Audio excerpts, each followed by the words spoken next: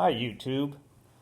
I'd like to give you a 1 month review on my iPhone 6s battery case that I bought from the Swaller store at Amazon. It is a model XDL 627M and it has a 3200 milliamp hour battery in it. So let me first start out and explain why I bought this case. So I have an iPhone 6s that I bought probably 2 to 3 years ago. It wasn't the most updated model at that time, so I got a good deal out of it. And I really like it a lot, except here recently I've had issues with the battery performance. So when the phone was new, I could probably get a day and a half off of the battery before it would need charging. But now, after some of the recent iOS updates that Apple released here, I'm lucky to get maybe a half to 3/4 of a day off of it before I need to get it charged again.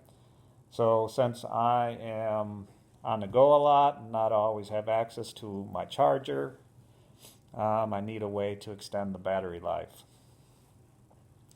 So next, let me talk a little bit about how this case works. So there is a battery inside the case, and when you charge the battery, you plug it into the back and it charges the battery in the case, and then when the battery in the case is full, it will charge the battery in the phone. Likewise, when you don't have access to the charger and you need to charge your battery in your phone, you turn on the case itself and it takes the juice from the battery in the case and transfers it to the battery in the phone, similar to if it was plugged in directly to the phone.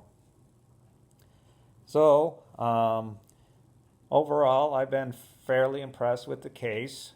The fit and finish on it is better than I expected. The buttons seem to work really well, and it's not too big. Now I do have a phone I'd like to compare this to. This is my work phone, which is an iPhone 7, and which is basically the same size.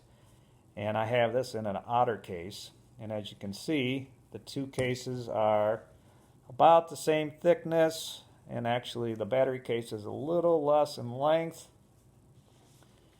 and a little less in thickness, but not a whole lot. So similar size to my Otter case. And when you are ready to install the phone, this top portion of the case is bendable, but the bottom isn't, because that's where the battery is. So when you insert it, you have to start from the top and then slide it down until it gets into the charging point. So you can see there's a charging port here down at the bottom, and you start sliding it down there. And when you get close, you just want to make sure everything lines up fine, and then push it in, and it will engage the charging port automatically and then snap into the case.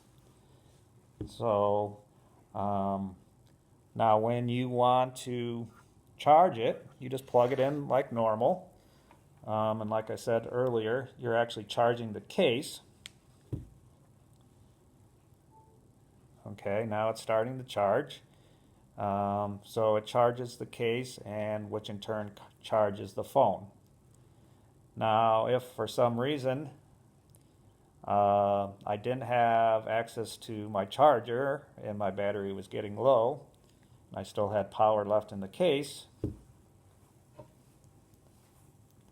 the way you charge it is this button on the back. You hold it down for about 2 seconds, and now it's starting to charge, and as you can see, it is charging. The lights on the back are kind of an indicator of how much charge is left in the case.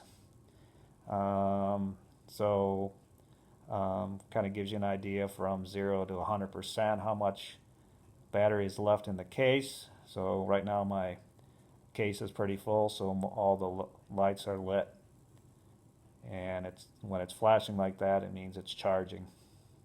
To stop it, all you have to do is hold the thing a couple seconds again and it will stop. So overall, like I said, I'm pretty impressed with the case. There's probably a couple of cons, and it depends on how you use the phone, which could cause some issues. So in the description on Amazon, it says that this case does not work if you have Apple CarPlay in your car. So for those of you that aren't familiar with Apple CarPlay, it's a feature you can put on some of the newer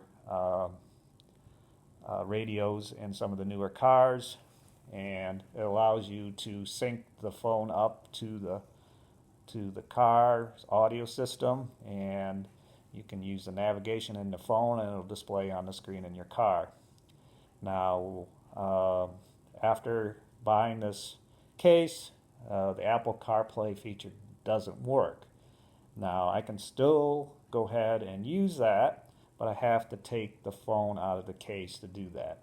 So if you plan to drive a lot, this may be an issue with you, and you may want to look at another option. Also, I do have another vehicle. It is a 2013 Nissan Frontier. Now that doesn't have CarPlay, but it still has a way to feed music and to charge the phone using the USB port in the vehicle. Also now on that vehicle, that doesn't work either when the case is plugged in. So keep those things in mind, and hopefully this review has been helpful for you. And if you got any questions, leave a question in the comments and I'll try to get back to you. Thanks.